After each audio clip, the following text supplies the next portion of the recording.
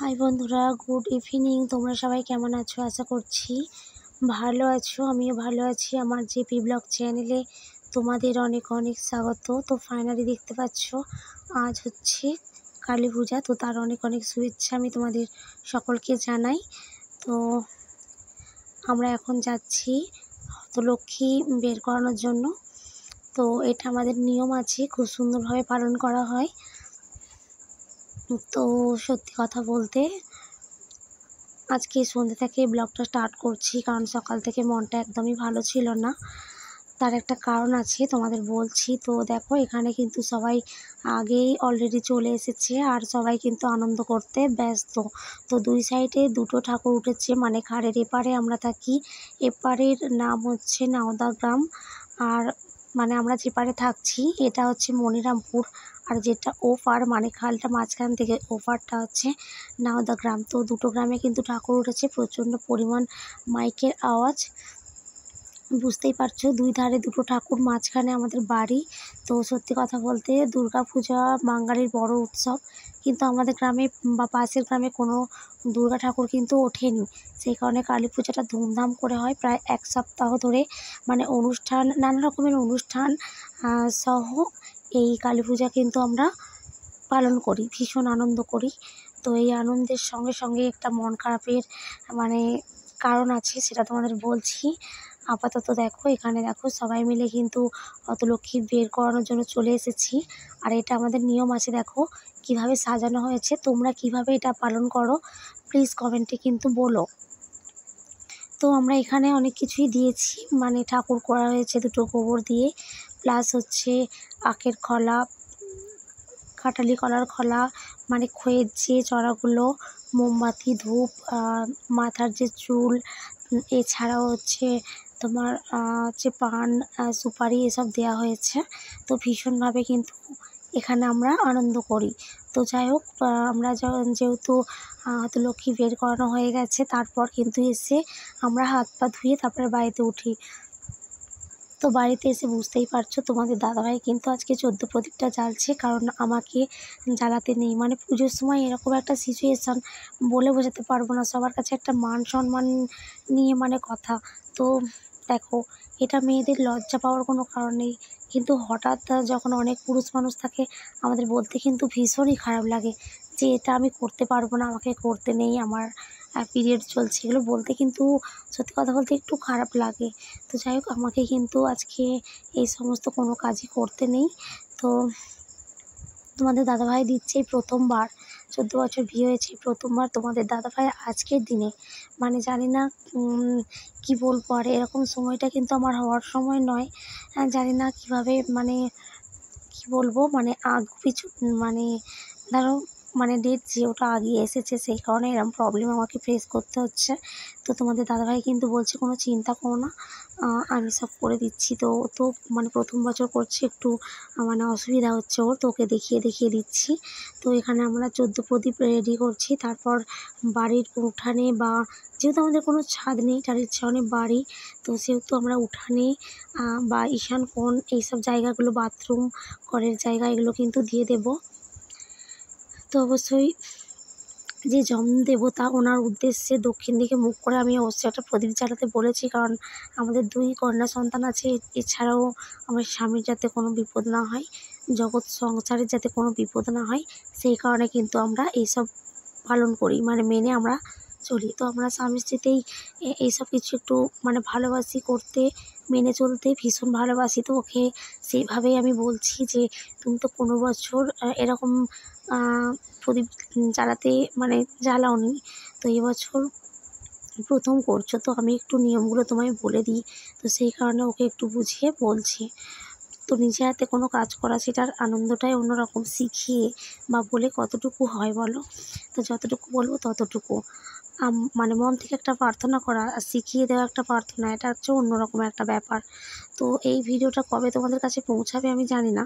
তো আমাদের এখানে দেখো, দিদিভাইয়ের ছেলে, যেহেতু আমরা মানে ভিন্ন, সেহেতু যে যারটা সে তারভাবেই পুজো করে, বা প্লাস মানে 14 প্রদীপ জ্বালানোর সমস্ত নিয়মটা কিন্তু ভিন্ন ভিন্নভাবেই করা হয়।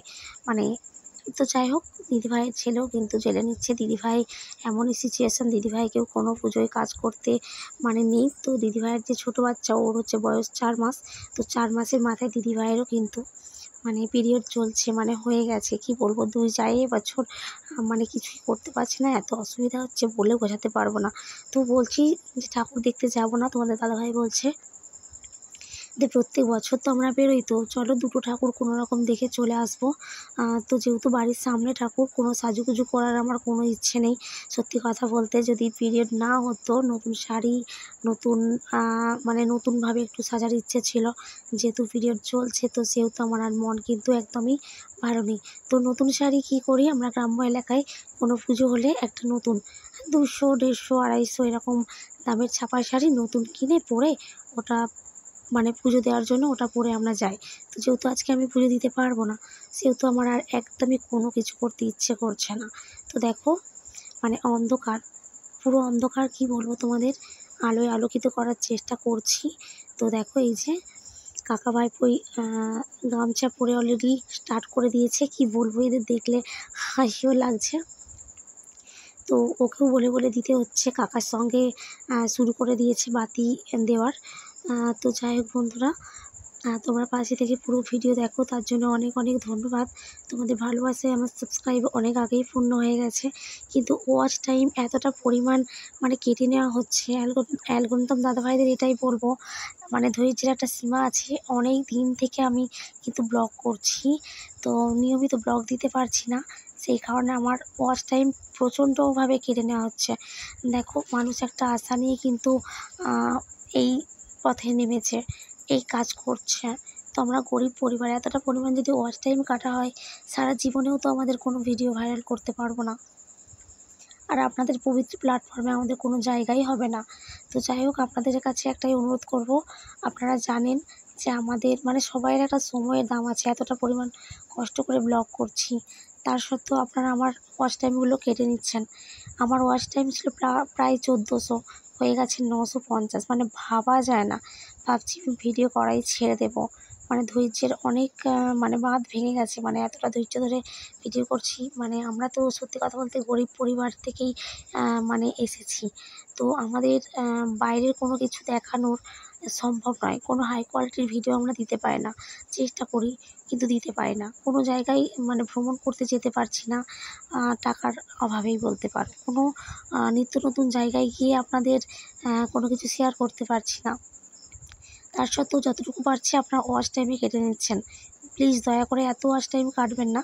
তাহলে কোনো মানুষের গরিব যে একটা ফ্যামিলির যে এত কষ্ট করে ভিডিও করছে, যদি আপনারা এত কন্টেন্ট খুঁজে খুঁজে এত সুন্দর করে কন্টেন্ট করছি, এরপরে যদি ওয়াচ টাইমগুলো আপনারা কেটে নেন, তাহলে কিভাবে আমরা আপনাদের প্ল্যাটফর্মে থাকবো, কিভাবে আমাদের জায়গা হবে জানি না।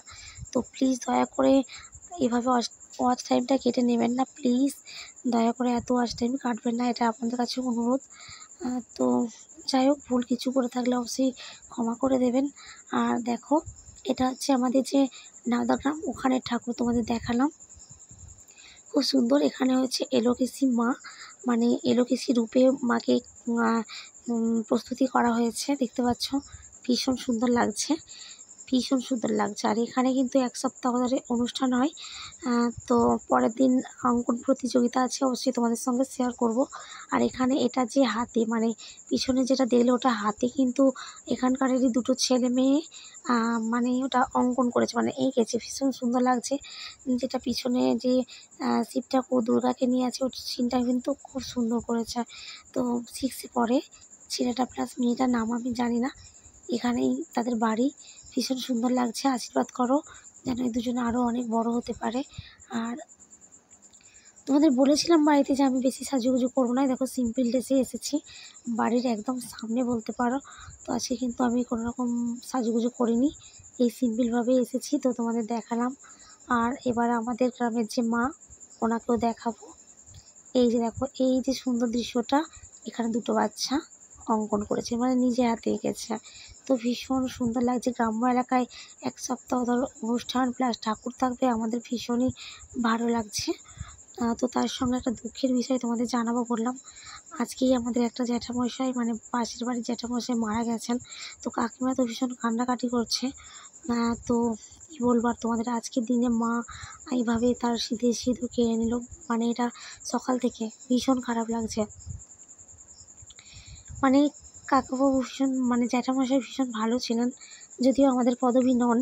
ওনারা হচ্ছে পাল আর আমরা হচ্ছে ঘই। তো পাশের বাড়ি, তো ভীষণ খারাপ লাগছে গো।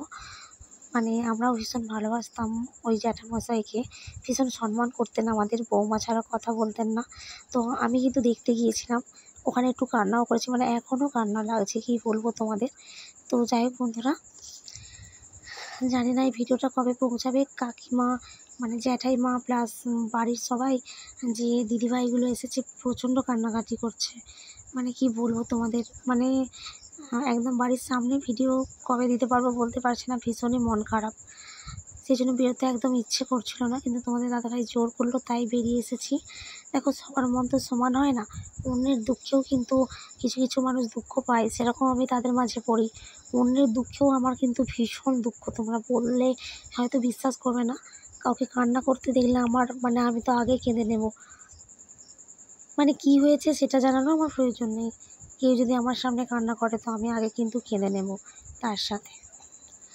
তো যাই হোক, এখন যাচ্ছি বাড়ি। আর একজন দাদাভাই দেখো প্রচণ্ড মদ খেয়েছে, মানে এদের দেখলে হাসিও পায়। দেখো রাস্তা কুলাচ্ছে না, দেখো এই দেখো, এই দেখো, এই দেখো রাস্তাটা মানে কুলাচ্ছে না, মানে দেখে হাসিও লাগছে। তো কথা বলতে বলতে কোথায় মিস করলাম বুঝতে পারছি না, মনটা ভীষণই খারাপ। তো ভিডিওটা ভালো লাগলে অবশ্যই একটা শেয়ার করো, লাইক করো, পাশে থেকো, বাই।